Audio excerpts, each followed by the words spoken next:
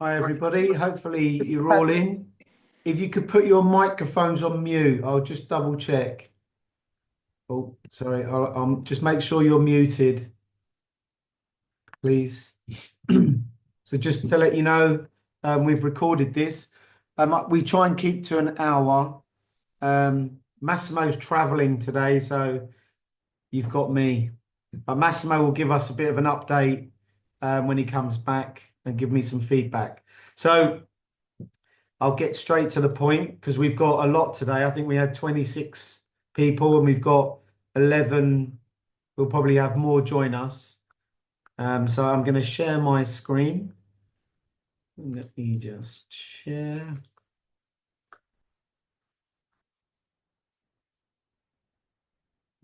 So hopefully you can all see that. So a good one this time, illustrating Chanel. Uh, I guess it was quite an interesting project. We're playing with a lot of typography and graphics. So what I'm going to do today is those who I've spoken to before, I'm going to kind of go through it, and those who I've never met, we'll try and call you in and have a chat. But we'll see what we can do. So we're not here for 5 hours. But Hamida, uh, so as I said, Massimo will give us an update about Chanel. He usually gives us a little bit of an overview. So I'm going to post that when he sends me his video. He's traveling because he's doing a talk at the moment. But we all saw the new Chanel show, so you should have had a good overview of I guess this sort of modernist experience of where Chanel's going. And we know that the identity of Chanel at the moment is still in flux. So they're trying to find a decent identity.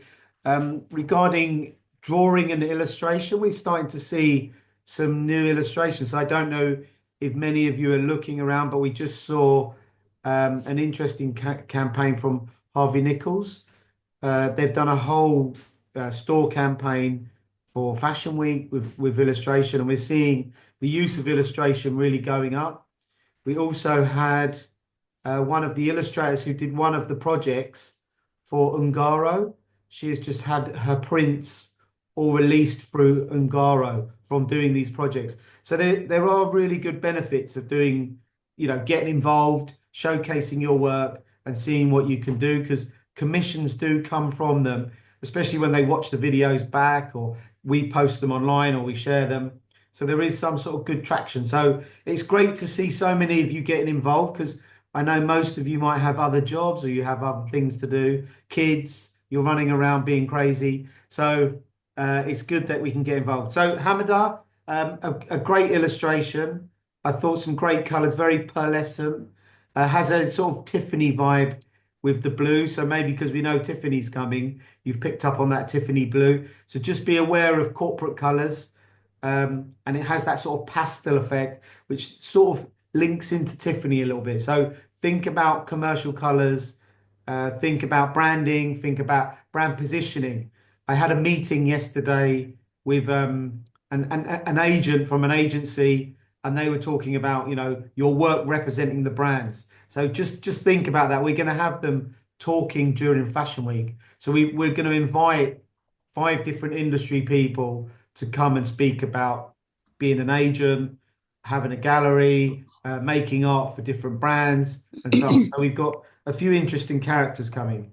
So let's go to the next one. Kaz, I don't know. Kaz is on. I think this was the only one you did, Kaz, but a really interesting take on this one. And I think as we see, it really draws into the eye. I think this was a fascinating piece, and as you've done, you've kind of left it almost like a little sketch.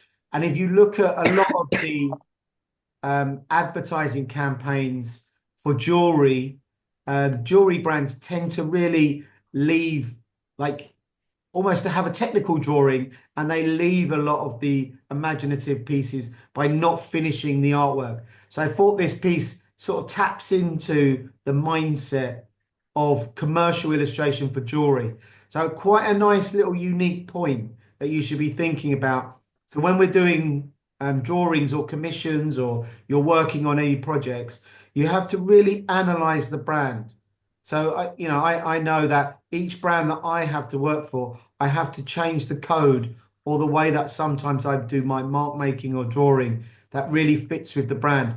And I think this is a really nice, subtle piece that really it could be for Bulgari, it could be for any of these brands, a very luxe illustration. So Kaz, a really nice piece this time. And I don't know if you wanted to say anything, but I think this was a fascinating piece. Well done. Yeah, thank you. Yeah, and well, I guess inspiration wise, was it used for reference from a photograph? Yes, there was some reference, but I was a bit worried about the eye and mouth and the lips taking too much of the emphasis away from the jewelry. But I love the eye, and I think the mhm, lips are lovely as well. So there's like these three sections: the eyes, the mouth, and then the jewelry. So I think they're quite nice, and they sort of romanticize over jewelry, love, yeah, beauty. I think they tap into it quite nicely. So here you've really cracked it, and I think as we talk about making work is series. Think about series, Kaz. I've said this a few times now. Is this really detailed piece? I'd love to see you really pushing yourself into doing hands, doing more faces, more of this, but series. Everybody that I speak to, client based, is send me 4 or 5 of the same sort of styles, techniques, works, so they can understand it, whether this is to do live events or if it's to do a commercial work. So just think about when you're doing your work now, Kaz, you need to do 5, even 10 of this sort of standard to this sort of drawing, a close up. I haven't seen you do as many close ups. So please, more. yeah, All thank right. But excellent. I loved it. I thought it was great. you. Thank you. Lisa Nicotina. I don't know if she's on here. Usually she comes flying in on a vehicle or she's in a car somewhere. But Lisa uses the iPad. She has a sort of combination of technical drawing and design. A lot of illustrators. So if I was to look at this work of Lisa, she would probably now get from this illustration on the left, you would think it could be someone who could do some drawings for really nice, I guess, for animations, for films, and for storyboarding. And storyboarding is really heavily paid. So if you are thinking of financial gain, if you worked in an advertising agency or you were commissioned to do storyboarding, they pay between 300 to £500 per frame. So imagine in a day, if you did 10 frames, do the maths. You could be earning £3,000 to £5,000 a day. That's UK money. And that's just storyboarding. And it seems like quite a mundane job, but it really teaches you about like crafting stories and ideas. So I think, Lisa, there's a great market here. There's some great illustrators. There's one illustrator called Joshua Marshall, and he was one of our judges, and he does lots of illustrations and storyboarding for so many different brands. If you go and see, he's done some stuff for Dior, and it's really heavily paid. So if you wanted to have a sort of financial gain from drawing, storyboarding is great. The only negative to it is you become a storyboard artist. So if you want to be the actual person who's on the advertising campaign, but sometimes you move, they see you do such a good job, but it's really heavily paid. So I think with these illustrations here, they're perfect for storyboarding. So Lisa, if you're thinking about money, I think this would be a great space for you to step into. And I think this representation of Carl is a really nice drawing. And I like this sort of painterly brush marks in the background. And you always have these little comments or these sort of playfulness. And this sort of Chanel VR was quite an interesting one. So Lisa, well done. Um, Martha, I don't know if Martha's on here. I can't see her. Martha, I think she's probably putting her kids to bed. Martha, a lovely I've made this one big.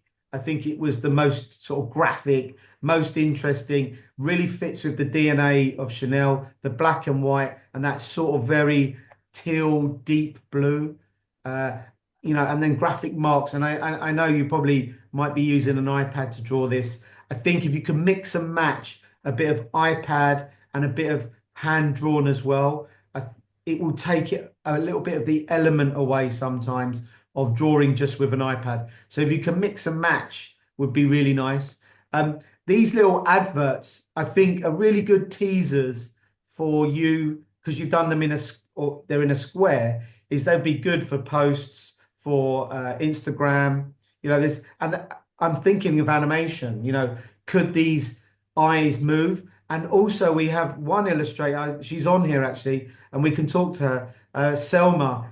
Selma's been playing a lot with augmented reality. So if anyone's not following Selma, Selma's on here. Cody X is her Instagram name, and she'll come on. But have a look at what Selma's doing. Some really interesting experimental stuff, playing with augmented reality and 3D stuff. So have a look because that's where there's a real market for 3D. Can you take your illustrations out of the space? So Selma, we're going to quiz you in a minute when we come to you. But Martha, again, excellent. I love these. Just watch out with the line work. Sometimes it could feel a little bit flat. So we need some maybe heavier tones or lines on here just to give that push and pull with regards to mark making.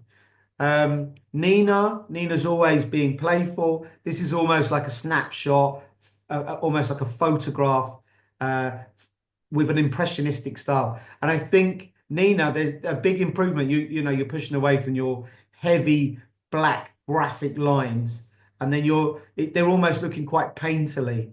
So I think again, these look like almost like Polaroids. And I think if I was to show them, I'd show them quite small and think about them as from a Polaroid perspective. And these would be great for spot illustrations in a magazine. I'd be sharing them with Grazia, Marie Claire, Elle, magazines like that. So sending your PDF, a portfolio of little thumbnail illustrations, and trying to place them within the magazine spread of where you could imagine them being used. So Nina, a real good departure from sort of your very vivid abstract graphic marks to this more painterly drawing. I think we're getting somewhere here. And as I told you before, look at mark makers using pastels, really play with, look at Degas, look at all of those who play, and then you could kind of tap into the painters. Who's painting in these sort of techniques. We're seeing lots of painters coming through now. If you're checking out online, there's a whole new realm of painters coming through. So Nina, a good move forward. Selma, I can see you on here. You've gone for a sort of old school newsprint drawing. So we've got two questions for you, Selma. One is Hi. hello. We Hello. saw each other in Paris, so it's nice Yes. to virtually meet. And so have a little explanation of your process, but also I think would be nice for everybody is what you're getting up to at the moment. I'm kind of following and going, what is she doing today? There's 3D printing, there's all this stuff. So it would be nice to hear a little bit from you today. Oh, oh my God. I'm so sorry. I'm a little bit nervous. That's fine. So for the Chanel project, I wanted to not use a lot of colors. I wanted to keep it subtle. And usually I draw my illustrations on iPad, but for this one, I tried to sketch on paper and transmit it on my iPad, and I mixed both methods, drawing on paper and on iPad this time.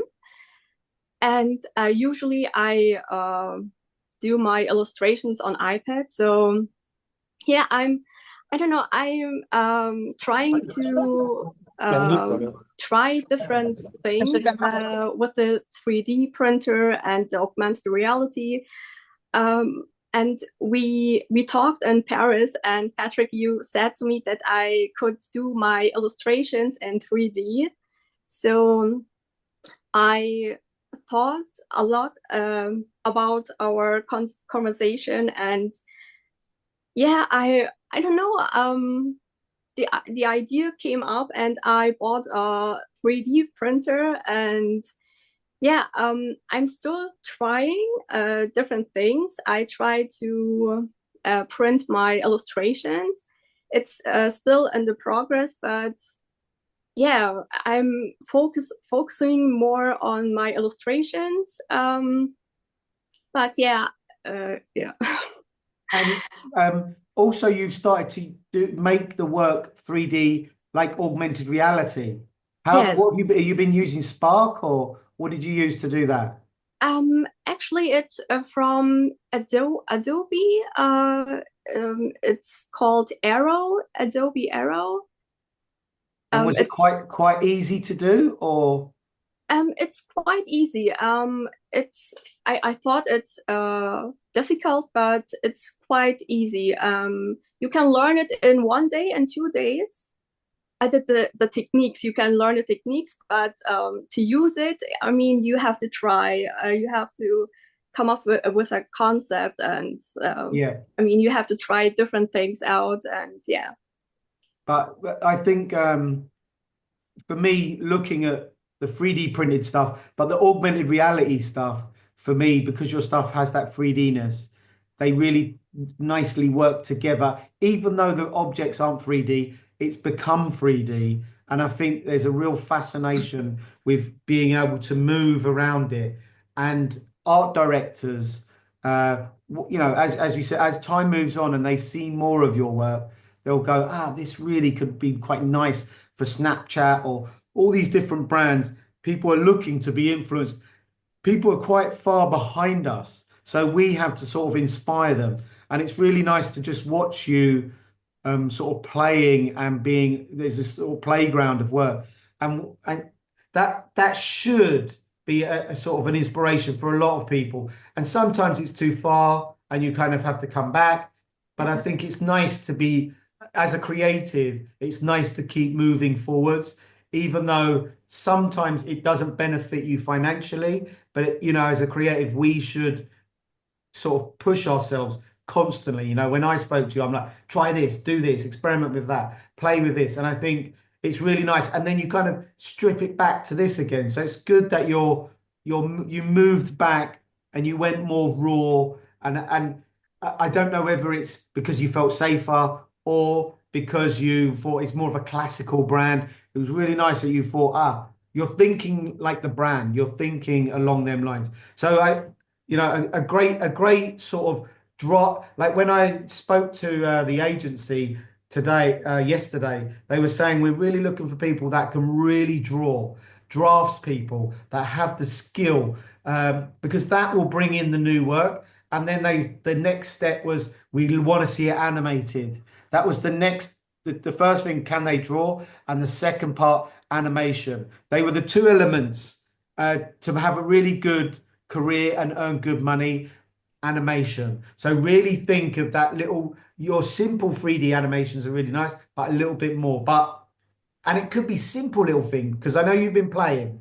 I've been watching. So hopefully people will tap in and have a look and see what you're up to. But Selma, excellent. Well done. Thank you so much, Pat. Thank Keep you. going. Good stuff. Thank you so much. And if you can put the name of the Adobe app in the chat so everyone can see it with a link, would be great. Of Super. course.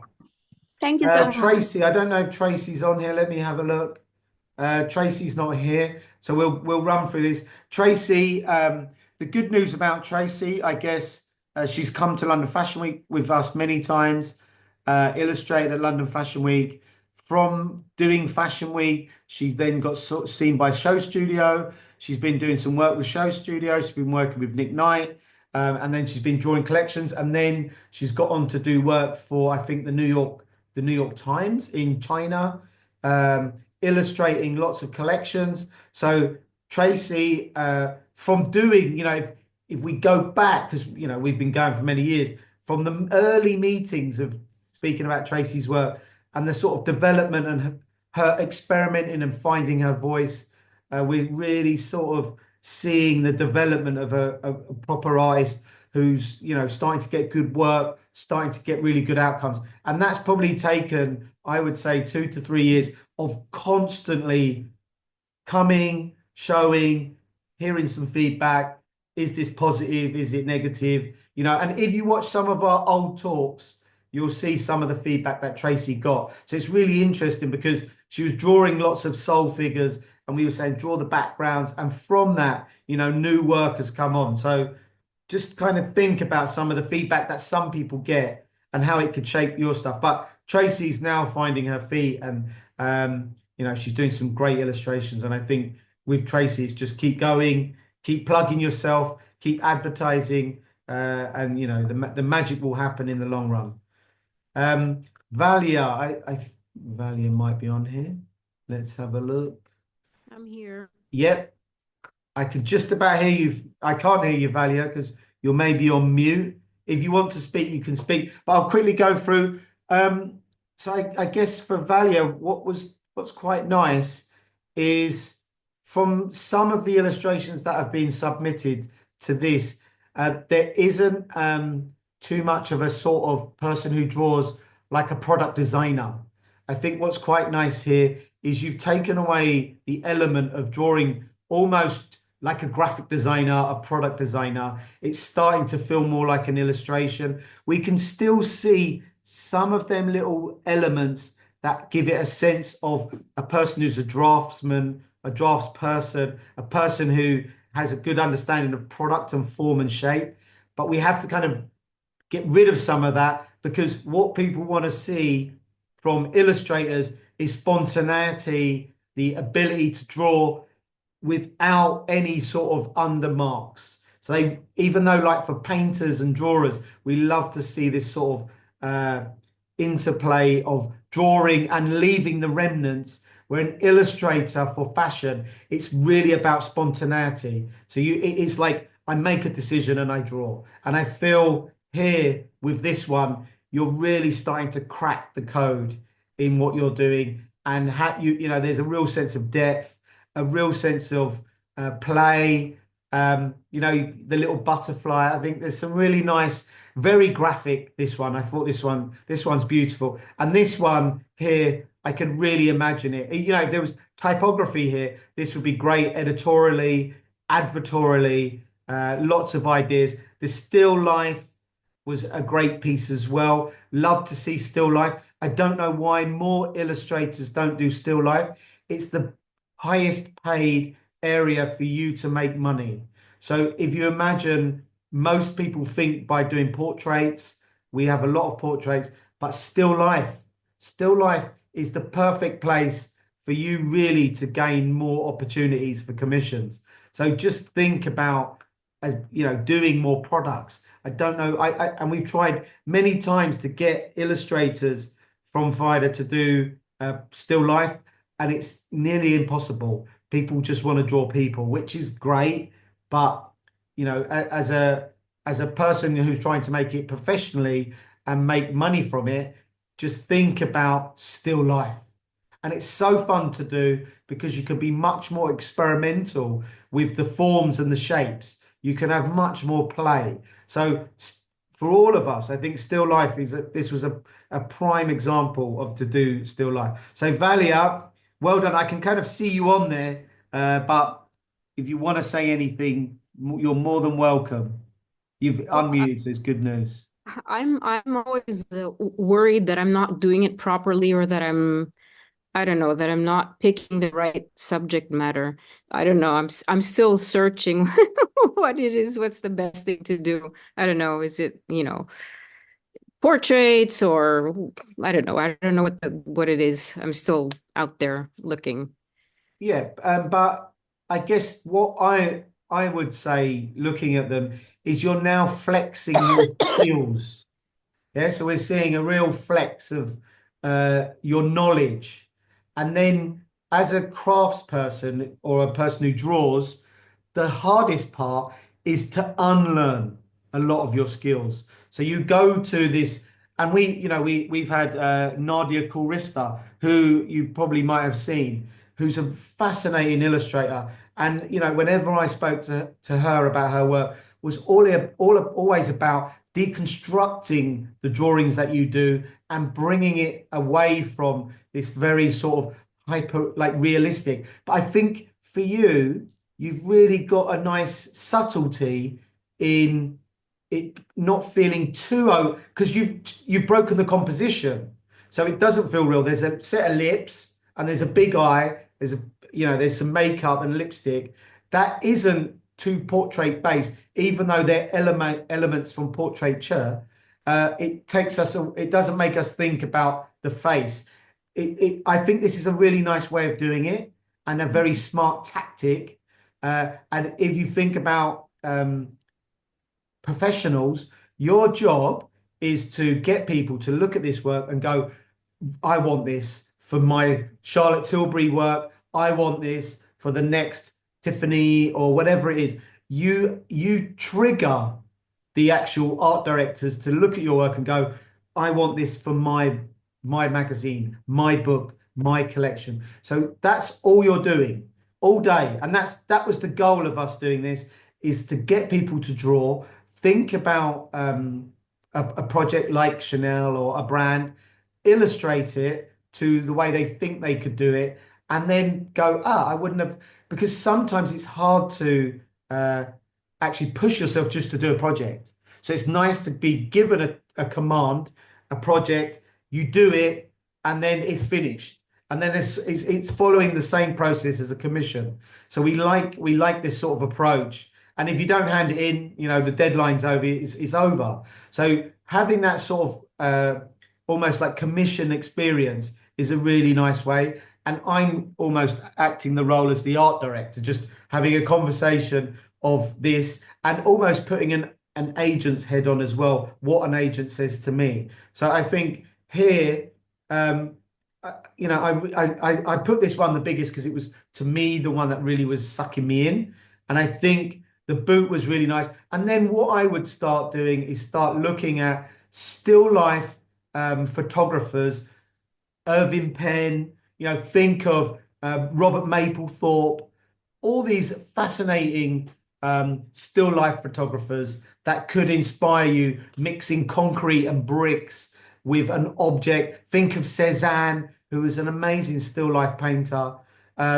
Look at his compositions, bringing materials in and fabrics, breaking the sort of graphic design of what you're doing, make it feel like a piece of art that you would love in your house as well. And that's the sort. So sometimes as an illustrator, we make it too beautiful that it could lose its artness. It becomes very graphic design.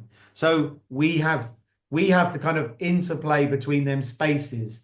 And I think at the moment, these are perfectly graphic and they work well in the graphic sphere. Could we move them into the art sphere? And then could we move them into a much more illustration where they become advertising? Okay. I have a lot of difficulty doing that, but okay. Practice. That's fine. Well, I think if you look back at some of the work that you've sent in before, and then where we are now, the quality of the drawing has really gone up. And I can see the standard of drawing is now getting to a really good space. You're taking away some of the elements that I thought were a little bit too draftsman or like a product design person. They're starting to get eliminated. So there's that nice confidence. And then then the next thing I'd be saying, okay, now change the mark making, change the process, draw things differently. And that's the hard, because you can repeat this 5 or 6 times, and we have to say, okay, let me just now put that to the left. Let me now try something new, see if it feeds my process or my imagination. Yeah, so a very good value, excellent. Thank you. A great comprehensive work. This is what I say, comprehensive. So well done. Thanks. Nilu, I don't know if Nilu's on here. Let me have a look. No, I can't see Nilu. So Nilu for me is we've been talking about animals, dogs, creatures, cats, and I guess I'm in the pursuit of pushing her as far as possible because in the market you sometimes need your what we would call the USP. What is her USP? And she's just doing animals and creatures. I think it would be nice to think about ladybirds, butterflies, other animals, insects, but this is her USP. And I think if you persist it, after a while, you'll start to see people will start picking up your work and looking at it. We've had another illustrator called Glenn who does a very surrealist sort of illustration, very Dali-like, and he's starting to get lots of work because people are recognizing the sort of tapping into Dali and fashion illustration. So I think animals for Nilu, she's just got to keep going. That's all I can say is keep going, don't stop, and I'd love to see this dog walk. I think that would be the next move for me. I want to see this dog walk to me and across the screen. So Nilu, you've got a big job on your hands. Stop frame animation. If you've ever done it, it's hard. It doesn't stop. Sarah, I can see you on here. Sarah, Yes, you can hi. explain to me quickly. I'm guessing this was on an iPad, or am I wrong? Yeah, I use Procreate. Right, okay, Procreate. And was it a quick illustration? Was it from a collection? What was your It's from a inspiration? collection, but I like to draw with my hands, so I don't use like picture under, the layer or something like that. So yeah, so I just took like a model design that I liked, and I try to do it like mine. Like if it's a hand paint, can I say? Sorry Yeah. for my. Yeah. So that was the idea. I'm new, can I say, as an illustrator. Yeah. So I'm just starting, like I'm actually a footwear designer, but now I had like a job as an illustrator, an event, and I really like it. So now I'm just trying to play and try to understand my style. So Yeah. I'm just, trying to do different Okay, things. good. I guess two elements I'd be thinking about is if you could differentiate the line that you're using. So if you imagine the line that you've got on the jacket and on the sleeve, Okay. think about some of the lines becoming thick and some of the lines becoming thin. Your line consistency is the same everywhere. And what that means is it makes the drawing go from being 3D to very flat. And that's probably where you're drawing footwear. You're giving this very graphic mark around a shoe because you're trying to get it done. We want the body to have a bit more form. So just change the thickness of the line and maybe the tone of the line. It doesn't need to be so dark all the time. You could have brought down the opacity of that black and just softened it. And also you could have probably brought in a little bit of purple into the outline of the mark. And I think the brush strokes are really nice, almost quite whimsical and quite fast. Maybe look more at Japanese woodblock painting, mark making, more Asian art, how they draw, how they mark make. We've got, she's on it, Tameo has done lots of illustrations using brushes, pens, even an ink brush is quite nice. You could play with, there's the plastic one. So if you were drawing and you just fill it up with ink, it draws quite nicely, it's synthetic, and it could work. We've used them at London Fashion Week and they're quite nice, the plastic ones where you fill them up. So they're great to use. And I think there'd be a really good experiment here. What would be really nice is if we thought if there was characters in the background, because we had a talk from quite a well-known illustrator, and she had said that a lot of the clients were saying to her, we want to see the background. We want the environment, push yourselves harder for the environment. A lot of the illustrators just draw the model and forget about the environment. So give it context. It needs context. Yeah. So it means the job becomes longer and harder, but sometimes the characters in the background just put silhouettes there or a silhouette of a building, something to give it a space, because it's nice that you've got this sort of Chanel sprayed in the background. I'd like to see, is there some characters that were around the person in the environment? Yeah, and you can imagine it, more characters. And also, just a little thing, just watch out with these little white marks. That's a very fashion designer move to putting in the white highlights really strong. You don't need to put them everywhere. Yeah, even if it's a patent or a plastic or shiny, you could get too excited with putting in lots of white. So yeah, just be aware that's a very fashion design move. I see all the fashion designers do that. So just be prepared of these little, they're like gimmicks that you kind of have to say, no, let me get rid of some of them because you want to put in a deep tone, a mid tone, and a highlight. So you're trying to think of them sort of moves. So you don't always need to put them in, even if you make a darker area and you use a different color as a highlight, yeah, rather than the white. So, but nice, a good start. Keep going is all I can say. Well done, Sarah, because I know it's your first time. So Yeah. many more to come. I'm sorry, I have just a question. I sent actually another one. I don't know why maybe you didn't see it. If maybe after, if I can, send you an email and you Yes. can. Yeah, it's we got so many. I was trying to consider how I can get through because we try and keep to an hour. So I'm Okay. trying to be mindful. Let me just Okay. see. Thank you. So Hilla, I don't know if Hilla's on here. Hi. Hello, Hilla. Nice to meet you. Yes, very sort of fun, playful, storytelling, illustration. There's a real market for this. We're seeing Moschino, brands like that really love this sort of form of illustration. So you have to find brands. Anna Sui is another one. So I'd illustrate Anna Sui. I'd illustrate Caroline Herrera. Pep Munez, who we've done a talk with. I don't know if you know of his work. He does his very elongated figures.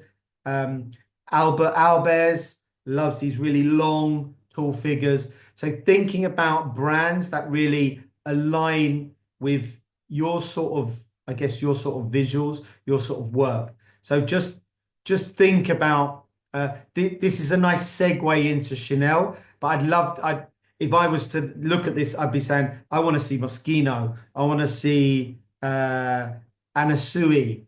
That's where I'd tell you to illustrate next. But I think the coloration and the mark making, if you look at the film The Snowman, I don't know if you've seen the film The Snowman. Have you seen it? No. Right, there's a famous film called The Snowman, and it's by Raymond Briggs, an illustrator. It's a famous British film, and just watch it. It's all drawn with coloring pencils, and it would really make you think, maybe my work could be animated. So I think, I want to see these characters go up, move the hat, do something, and they don't need to do too much, but just testing, like someone moving a hat, and then someone. We're seeing that's where the work's going to be. And the girl sitting there, we're having the glass of wine. She drinks the wine and maybe she smokes a cigarette. I think that's enough. You don't need a lot of movement, just a few little elements. And I think it would make these illustrations really fascinating. So look at The Snowman. It's a great silent movie, and it's a famous British film that we had. You'll probably have seen it as a kid. So when you do see it, go online. You'll find it on YouTube. I don't know. I'm pretty sure there's a few people on here who've seen it. So yeah, great compositions. Well done, Hilla. And Thank you. this is great to see these. And I think when you look at Raymond Briggs's work, just think about the depth. I want to see that room become a little bit deeper.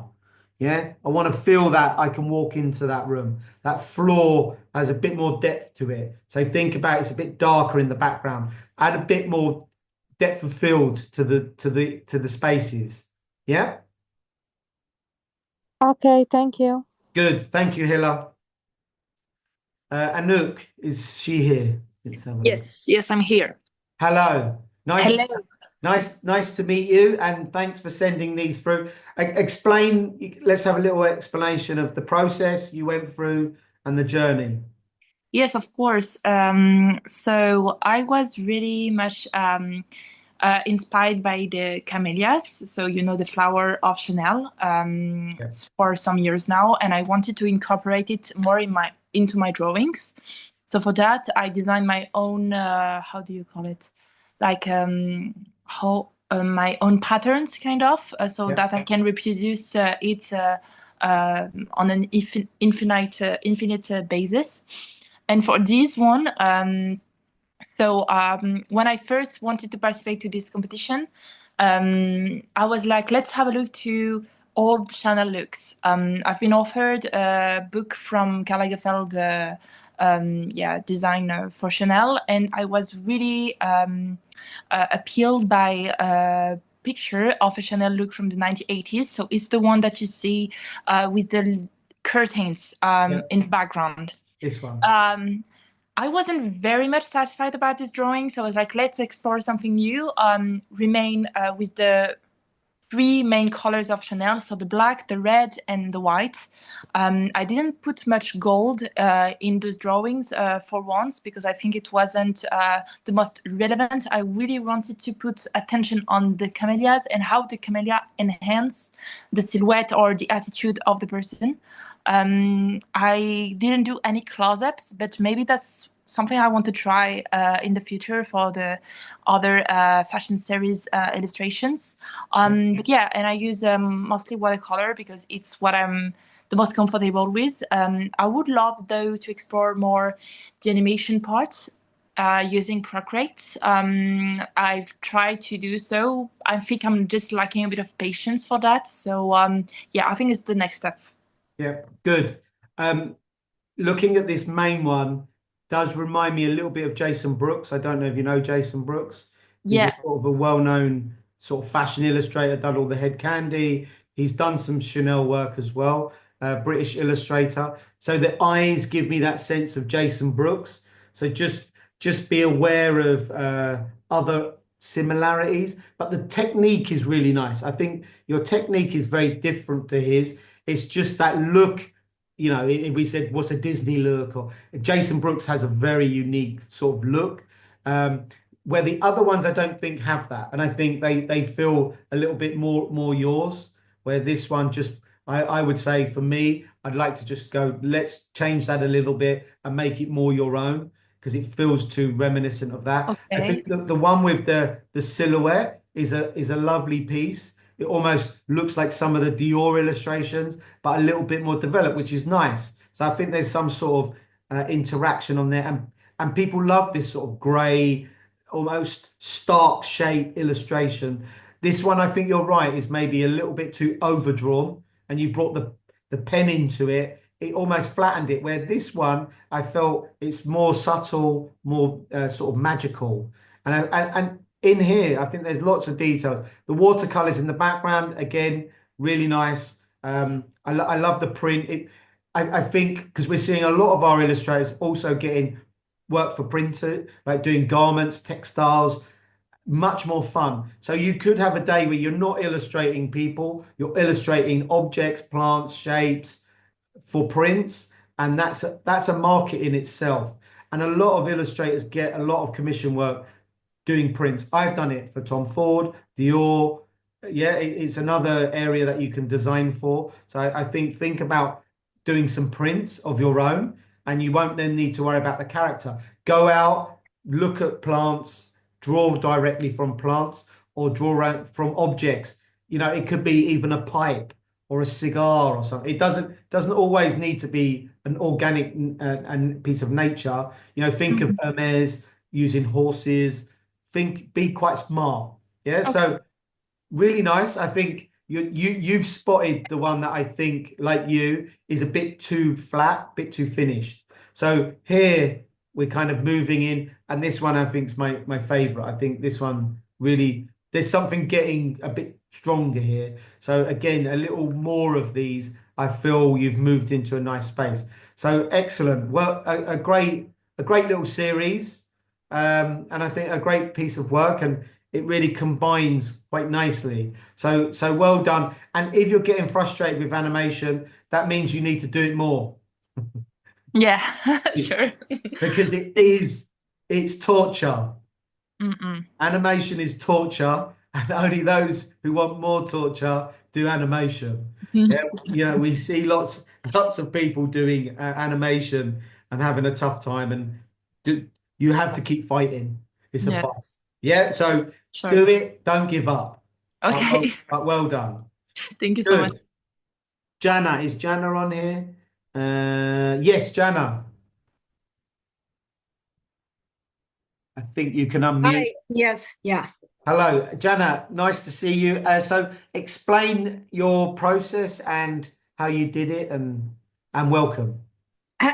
Thank you. Do you hear me? Yep, I can hear you 100%. Okay, so initially I was drawing with different mediums, like I started with oil, then I did pastels, I did gouache and aquarelle and Japanese brushes. And then one day I got an iPad and I downloaded the Procreate. And so I'm mostly now drawing on the iPad. And I take as inspiration different photographs or advertisement. And I do one picture in like 10 to 15 minutes. And yeah. Good. I don't know if you read many. We've tried to do lots of interviews recently, and we interviewed another artist who, I don't know if you saw his work. He does very squiggly lines. I think his name's Tom, and I think we interviewed him and recently posted it about 3 or 4 days ago. So if you go onto our website, you'll see there's a nice interview, and he draws like hundreds and hundreds of squiggles. Oh yes, I saw him. Yeah, I used to try to when I did my A levels in art at school. We did this technique as well, and also with the left hand as well. Yes, it's fun. Yes, and I'm just seeing here in the one on the left, you've started this sort of squiggles. I'm wondering if you could even push it further and try and do it almost quite like Giacometti. You know, Giacometti with this sort of repeat line process, just as a test to see, because I can see the beginning of it. I just would like to see more. But if you weren't to do that, you have to think about, you know, you've got this dark area in here, and then we've kind of got a few squiggly lines on there. We just have to think, okay, what's the difference between this line, which is far away, this line in the dark area, and this line at the towards me, because the bodies move like this. We have to think, how do we make this elbow be nearer to us? And this one, do we draw the lines lighter? So that's the negative of the iPad, is with the iPad, because you're just drawing it all immediately, you're actually not thinking about form. It loses form, because a pencil, you would draw a little bit lighter. And then as you're getting to the closer part, this elbow, which is nearer to me, it would be a lot darker. The line would be heavier. So I think, like, look up here where you've got around the neck, this line's really heavy. Maybe that elbow should have been heavier, so it really starts to have a sense of form. I want the body to have more shape. So that, I think that was really nice. I think the mark making you're doing is starting to get really interesting. But I would want to see from you crazy, like you said, when you did your A levels drawing with your left hand, bring some of that experimenting back, because the left hand makes you look more when you draw. So I think try it, bring it back into the process. Don't see it as stupid. You don't need to share it if you don't like it, but it's always good to see, when I drew that, I got an interesting mark. If we think of artists like Tracy Emin, who has a very fragile drawing line when she draws, and that's purely from someone probably practicing drawing with their left hand. And Matisse used to hold the end of his pencil when he used to draw, so he had no strength in the way that he drew the line. It kept the fragility of the line. So when you hold your Apple pencil, hold it far. Even if you had it on a stick, you know, that's very sort of what Matisse or Picasso might do, is they'd attach it to a stick and they'd be drawing from the other side of the room. We see Picasso drawing with a long stick and a piece of charcoal. Sometimes you have to incorporate some of these techniques into your iPad so the line has more fragility. And I think that's the bit that we need to add to it. And I think you're grasping it. We've got this sort of block background, but this kind of reminds me of someone at Studio 54 or somewhere clubby. I want to see the characters. I feel it needs place, it needs location. I think sometimes as illustrators, we draw it and we just let it fall off the page, but we kind of almost then now we're forgetting about the environment. And I think if that had an environment but was really done really fast or squiggly, it might add in an extra element. And I think it will give a bit of context to her space. And this lady with this big hat, where is she? Is she it could be a little tree in the background. She's in the Alps or somewhere for a Chanel ski. And I want to see something in the background. And then that gives me a sense of space. It gives a bit of narrative to it. And that is the sort of what the clients are kind of asking for now. We want more context to the work. If it becomes editorial, where it goes further. Yeah, so really nice, Jana. Good to see you. And a good beginning. More. All right. Thank you very much. More and more. Keep pushing yourself. All right. Thank you. Well done. I don't know if Mal is here. I'm here. Yes. Hi. Melinda. It's my full name shows up on Zoom, but it's Mal. Okay. So, Mal, explain the work, because we got it and someone said to me, is it a ghost? So I think it would be nice for you to explain the work and the context of it. Yeah. So I always sign my work as ghosts because I don't draw the human figure in my final illustrations. But I referenced a look from the Chanel Spring 1998 collection. And after looking back through a lot of different Chanel collections to get a sense of the house codes as they played out through different collections over time, I noticed this usage of sheer black over and over and over again. And I felt like this look kind of played on that in a really interesting way. And so I decided to highlight it for this particular series.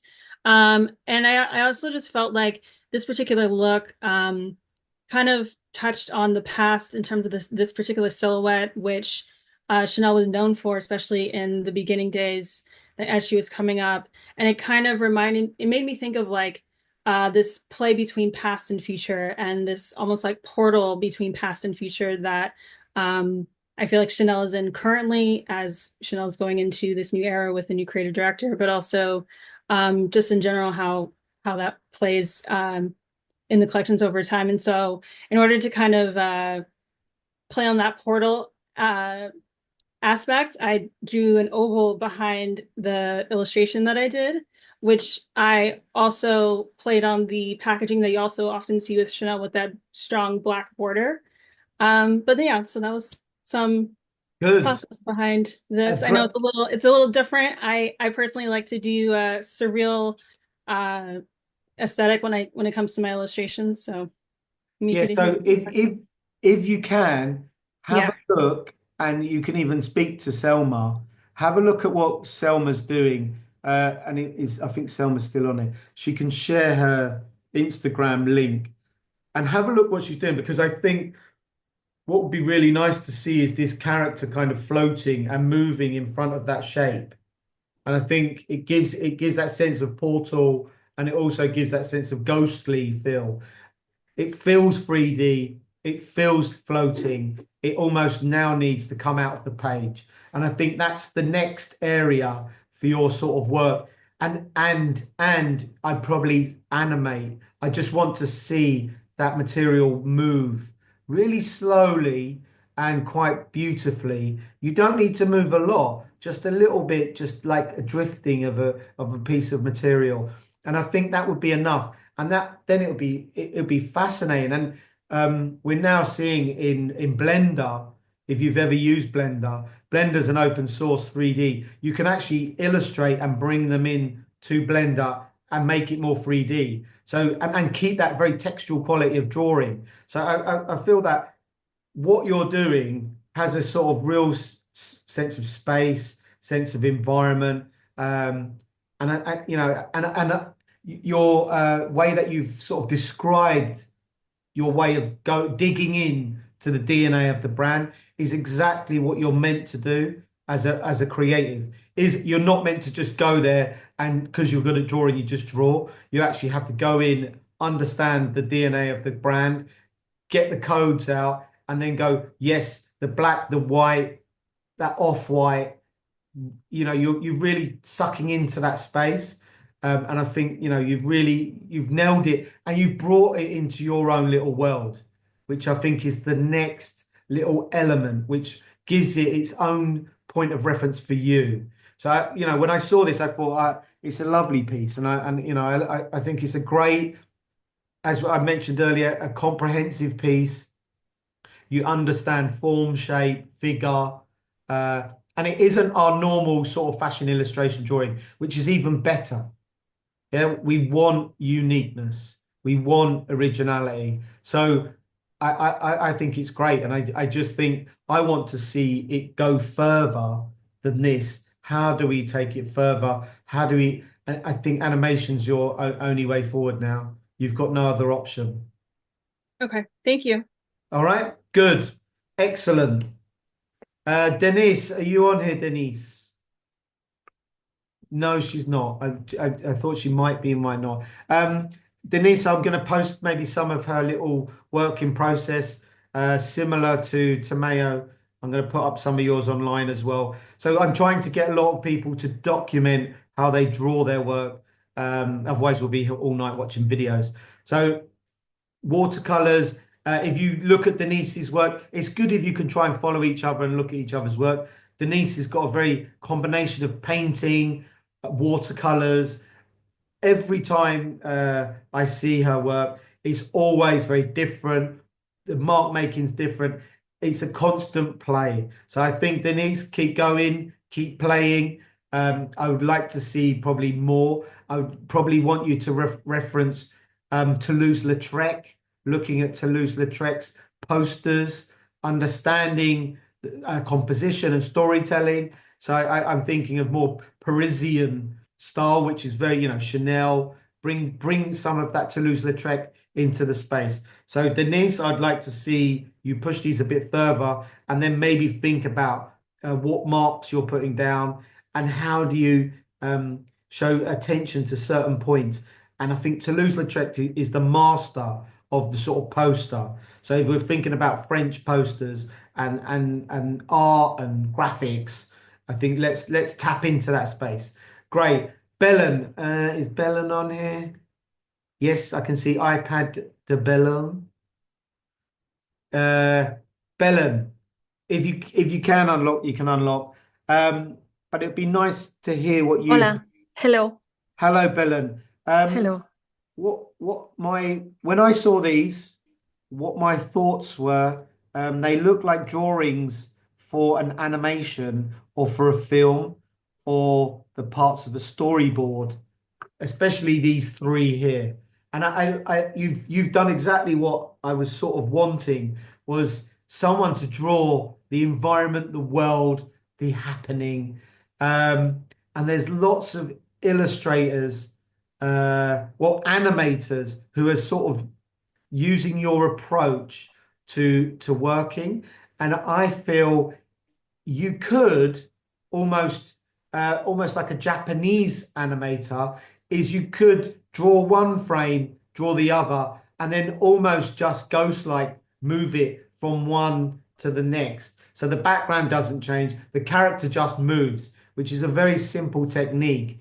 Rather than you just actually getting them to move, they could just be moved along in the scene. And I think that would be, because I'd love to see this body walk across. And I love this picture in the background. And I think also, Belen, like David Hockney, print them big. See if you could, because you've drawn on the iPad. Is it on the iPad?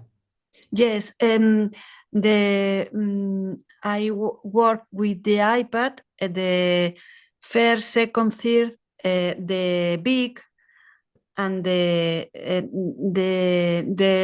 two, the first down. Yep. Was at first painting with ink and watercolor. Yep. And before I scan and take with Procreate. Nice. It- I'd say to you, Bellum, because I know you paint quite a lot, and it was really nice to see you push yourself into using Procreate. And usually I'd say draw more by hand. It's my first work in Procreate. Excellent. I love it because it has it's like impressionism for Procreate, which is great. So do more. I think, again, like I've said to other people, is I want to see that character move into the distance. And you could do that really easily by you draw the background and then you make the character just smaller. We see it in lots of Japanese animation. Yeah, they don't do much movement. They just move the character along, and it almost is quite ghostly. And this one here with the character in the background is just great. You know, I love this, and I think if that was big on a big wall, like a Hockney print of his trees, I think it would be amazing, and it would be worth you testing, printing some stuff big, or as probably a curator would say, is project it on the wall and then try and repaint the approach that you used from Procreate, because that sort of misty sort of face is a really sort of almost weird way of painting, but feels quite contemporary. So bringing that Procreate approach into your, you'd have to move to probably acrylics rather than watercolor. I think it would, the block coloring would really be better. And then you could use a bit of spray painting. You could really have fun with these. So if you could recreate these as paintings, that would be a really good challenge for you. So I've given you a nice big challenge. I don't understand all the conversation, but I hear before Okay, what you tell me. If you watch it again, I think in YouTube it translates us. So later on when I post it, put it on YouTube and it should translate into Spanish. Okay, before. Good. Okay. But excellent. Thank you. Good. Okay, Deborah, I don't know if Deborah's on here because she's her time zone is very different. Deborah, lovely. Looking at the plants, looking at the flowers. I think this piece compared to last week's, this is, you know, we were talking about advertising. This is very advertising illustration. Perfect. It would work great in a shop. You know, I could see it point of sale, printed on a huge piece of material in you know, to celebrate Chanel Chance. I think this is a great piece, a real successful piece for you, Deborah. So well done. And I think if you do more still life, that would be my advice for you. More still life, more play. So well done, Deborah. Eleanor, is Eleanor here? No. Eleanor, you picked a really sort of challenging piece and almost gone for this snow Chanel snowboarder. We're seeing Prada move into this area, so lots of stuff happening in the skiing world, and this could definitely be an advert in a snowboard magazine, surfer magazine. So really bringing them into that space and getting them to think about illustration, because it has that sort of sense of realism mixed with painting, mixed with drawing. So I think, Eleanor, this is a very good comprehensive piece for you. So well done, a good angle. And I hadn't even thought about Chanel from this point of view. Yerin, is Yerin here? I don't think Yerin's here. Yerin, you've sent me this piece, and I think you're using Procreate, being quite playful, being experimental. And we're seeing some illustrators, Montana Forbes, who have this very sort of outline drawing. I personally think I quite like this character in the background. I think you could do a bit more playing with this and see how this technique works rather than drawing the lines in. Just test, just experiment. I think this character is more like a painting or pastels and working sometimes smaller. So changing your scale could actually make you think about how you approach drawing. So Yerin, I'd like to see you draw more characters like this, because here it almost looks too finished, where here I can use my imagination and think more arty. Yeah, think more like an artist and look at people drawing with pastels. I think you could experiment there more. Mariette, is Mariette here? No. Great, love these. Really like what we were talking about earlier, is creating this narrative environment, storytelling. These are very different, quite interesting. They almost remind me of something that could be more, I guess, countrified, Burberry. Think of these brands that are more about out in the countryside of the brand, and that's because of environment. So I guess the wealth of Chanel you've sort of gone for, and then you've gone for this very young chick sort of look, and I think she's quite cool. I love the technique. I'd be interested to hear. It's a shame you're not here, because we could have heard the techniques that you've used and the techniques that you've approached moving forward. So Mariette, great pieces. I love this. I think they're great. They're great. Almost they could be in an illustrated book of Chanel. So, and we've seen lots of books about Chanel, about the black dress. I'd like to see the young girl inspired by Chanel, and a story about this sort of character, because she's really got a character. And I think there's some lovely little drawings going on here. So Mariette, excellent, well done. Tomeo, I can see you're here. I picked these two, Tomeo. I thought these were, for me, the most fascinating. I love this one. This almost looks like a snake coming out of the cigarette. And I don't know if you meant that. Did you mean that, Tomeo? Not really, because I was inspired by there's a famous picture of Chanel. She's smoking. Yeah. Yeah. Maybe it's because the year of the snake. Oh, I see. There's like a little snake in there. And I think, so I'm going to put up some of your work in progress, because you're really starting to, they're getting really interesting.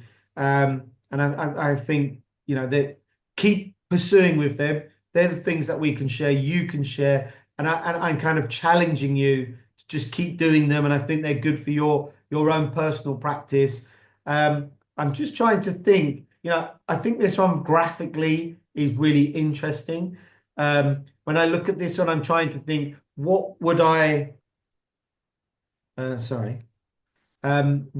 change? What would I do different? And I'm trying to, I think now I'd like to see potentially maybe more looking at, like we mentioned, someone else there, Japanese storytelling. I don't know if you've seen the book Poems of a Pillow. Have you seen that book? No, maybe no. No. Have a look it up. It's a famous engraver, woodblock artist, all about Japanese drawing and storytelling. And I looked at it quite a lot to understand technique, but also how you can put characters and other objects in a space without them all having to be connected. And I think that would be a good thing for you to look at, because you've now got this person, but if we were to put an object or another piece within the environment, how does it work with this big character? Because I feel it needs more. It needs something more. And then I think if you have these other objects or stories that are there, like a little pair of shoes or a little table or some more references to Chanel, I think it would really enhance the outcome. Yeah, because the character's good, but I feel it needs the story. And then I think that would give the extra edge to this now. Me really digging hard, trying to work out where next. But Okay, yeah, I I should think work a bit more storytelling. Yeah, background. Yeah. yeah. But did you enjoy doing these? Yes, but yeah, Chanel, I mean, I kind of really I like the brand, so I knew a bit more of the, the story of Chanel. So it's Yeah, kind of, yeah. and So I try to also do different things. what I had a commission from I'm trying to think of the brand, Japanese uh perfume brand. Shiseido. Shiseido, that's it. Well done, Shiseido. And I did something quite similar graphically like this, and I think Shiseido, because they have that very red and white color, you should do some work about Shiseido because they commission a lot of illustration. I know, like I've done work for them, and I know what's his name's done work for them. The other guy who's in Paris, Francesco. Francesco's done quite a lot of work for Shiseido. So I think it might be nice for you to think about doing some work about Shiseido, the product and the brand. They commission lots of illustration. So that's another thing you should think about is brands that use illustrators to promote their brands. Yeah, work towards them, create work about them, and then they get to see your work, and then, work comes from it. Work comes from doing work for people that do use illustration. So I think, Tamaya, I'd like to see some illustrations for Shiseido. Okay, yeah, I'll try. Yeah, I think products, ideas, location, I think it would be good for you as a sort of an experiment. Thank you. Is Yuval here? And thanks for staying up, Tamaya. You're always a star. Thank you. Yuval, yes, a good lineup, interesting illustrations, really playful. I think these, Albert's did illustrations quite similar, these sort of long characters. And I think I'd be looking at, we spoke about Giacometti earlier, these very tall, long illustrations. So I think I quite like the brown paper, but I'd like to see you try different colored paper rather than just brown paper. How could it have looked on black paper? And almost then you draw back into it and bring in some gray tones, some highlights. So it would have been nice, even if you start from black, and maybe you could have almost haloed around the silhouette of the garment. So I would have liked to have seen that approach. So I think, Yuval, you could have thought about this approach in a different way, just regarding how you've put these illustrations together. But I think they're quite quirky, quite cool. And also, the marks that are happening in here with the pens, very sort of Giacometti style. So have a bit more look at Giacometti. I think he'd be a good reference for you. And Massimo loves Giacometti. Stephanie, these are what I would call classic Chanel advertising illustrations. Really work well for sort of classical drawing, brand drawing. These could work in any sort of bags, in store advertising, and Stephanie's a graphic designer, so I know her background. So I think these illustrations work really well. This black and whiteness, they're very commissionable. So from a professional point of view, I think, Stephanie, you've really tapped into the ideology of Chanel. So well done, Stephanie. And I noticed. Mariana, you're on here. I think I put in your name wrong. I'm going to go back, and you're going to want to murder me, but I did it. We didn't change your name here, so you just pretend that doesn't exist, and you can forgive me. You can forgive me. No, the name is perfect, but the computer is not mine. It's my sister's. Okay. No, I'm saying on here that we put the wrong name. Okay. So we'll forgive each other. Yeah. But, yeah, so I guess two good things here. Okay. One is, and I'll give people a bit of context. I think before Christmas, you illustrated for Vogue Runway, Yeah. and it was a great experience. And I was contacted by Vogue, and they said to me, you know, they really wanted to find an illustrator who did live drawing, documented their work, and used coloring pencils. They were the three ingredients that they needed from someone. And I think I recommended three people, and they selected you. So it was quite nice that they selected your work. And you know, that's going out to 2 to 3 million people are looking at your work. And I think from a platform, it was a great opportunity. So you kind of moving into here, I'm giving people context. If anyone hasn't seen your work, if you go and look at Mariana, if you go and look at, well, that's your sister's name. We'll run with that. But I think if we look at your work and the illustration and the drawing and the attention to detail, you recently done a illustration that was in one of the awards of the person with the umbrella. And I think it was a fascinating piece. Yeah. And you, someone else is on it, Anouk, you should have a look at the pain I think you go through for drawing is astronomical. And I think for all of us, so Anouk, have a look, follow, put your Instagram on the chat, because I'd like Anouk to look at your Yeah. Instagram and see the length of time, because I can't work out what's the longest drawing you've done. I think probably the one I did probably like 2 years ago. It's from several looks of Maximilian Davis. The background is kind of orange. It has like 7 figures. Yeah. It's an A1 piece. I think that one I kind of spent. I didn't draw every day, but in and out. Yeah.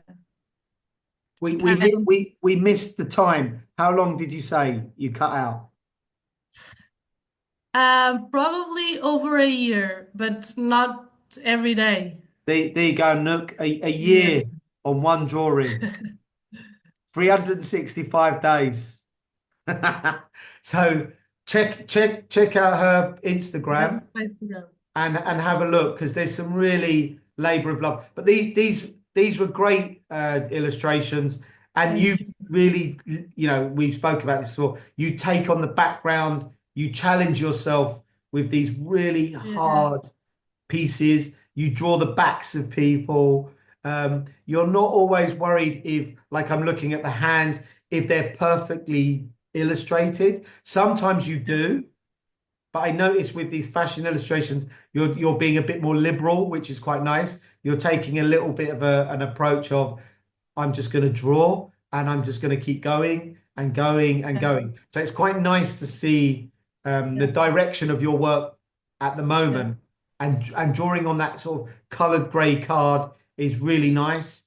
And I love the coloring pencils, and I just think these are just wonderful. And you know, we'd love to see them in real life and really big. And the artist I'd probably get you to look at is probably Paula Rego. If I was to look at a person who draws with charcoal, Paula Rego. But I think we might have lost you, because I see you frozen on the screen. Yeah.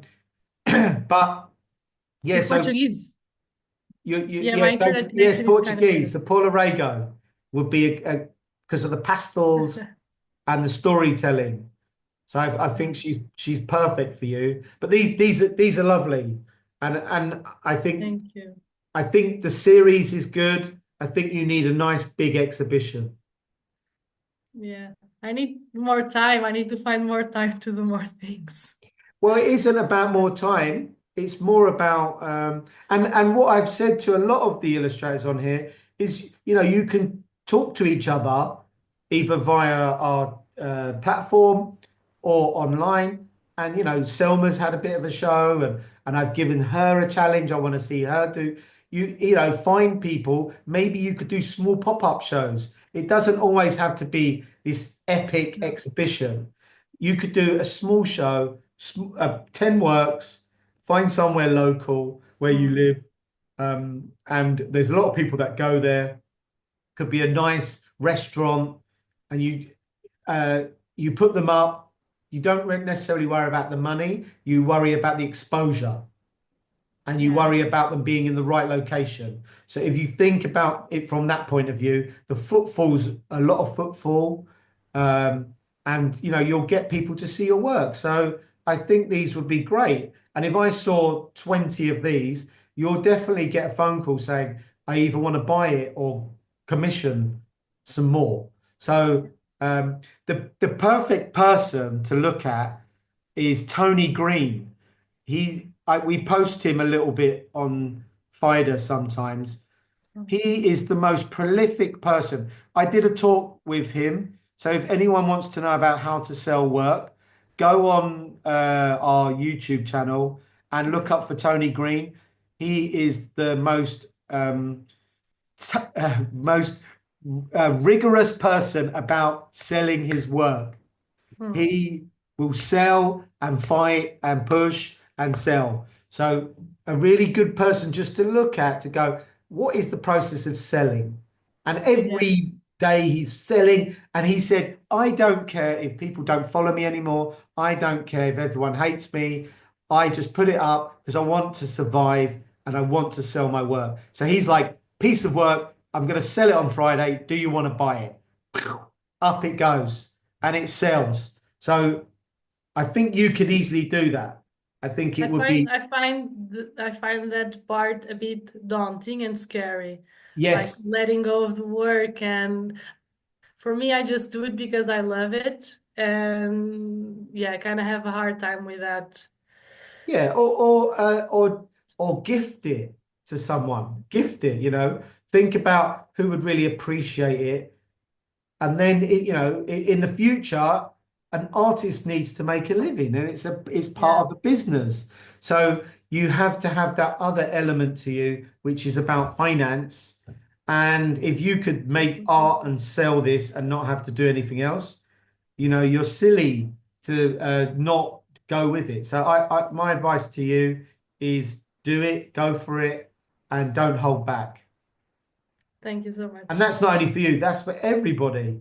Everybody's got the opportunity to sell their work. It's just where do you sell it? How much? We have a Slack chat, and people are asking on there about selling their work. And I think it's good to put it out there, and it's nice to fail and feel sorry for yourself and not sell anything. But it's an experience. And then you say, what was wrong? Was it the wrong people that came? You could be communicating to the wrong people. So it's nice to put it up in places where there's lots of people, because then the right person will walk into that space. So don't always think having an exhibition in a gallery, you have to organize it. You have to invite everybody. You've got friends coming, where if you put it in a shop or in a place or a fashion store, people are going in and out of there all the time. So you could say, could I put 10 of these up and I'll put them in your shop? And if they sell, I'll give you a commission of 30% or something. Just as a test. It's always nice to test yourself. And even if you fail, at least you tried. Okay? True. Yeah. Good. Thank you, Patrick. All right. So well done, everybody. I think we've gone through everyone. And I guess the next one, we've got Tiffany coming up. So thanks for turning up. And I think this has been our biggest amount. So I've tried to get through everybody and give a bit of feedback. So it was great to see how many people our collective is growing. So well done. I can see Lisa's turned up. Well Yeah, done. I'm sorry. I was at work You were one of the early ones this time because we were expecting you to fly in a car in the Batmobile. Yeah, I was driving. I'm sorry, I was driving and got here, and everybody has a great works. I'm overexcited this time. I got everybody except me, but I'm overexcited. The Good. works are really You great. can watch it back, but you're at the beginning. I put you early this time because I thought Okay, you might have I'll be not ready been a next time. star. But Sorry good. about that. Anyway, well done, everybody. And I know it's late, and thank you so much. And well done for staying up. And well done, Tomeo. I know it's probably 5 in the morning, so you're a superstar. And well done, everybody. Great stuff. And I'll be sharing this online, and you know, a great series of work. So well done, and have a good night. Have a good night. Thank you. Thank you, everyone. Bye-bye. Good night. Thank Bye. you. Bye-bye.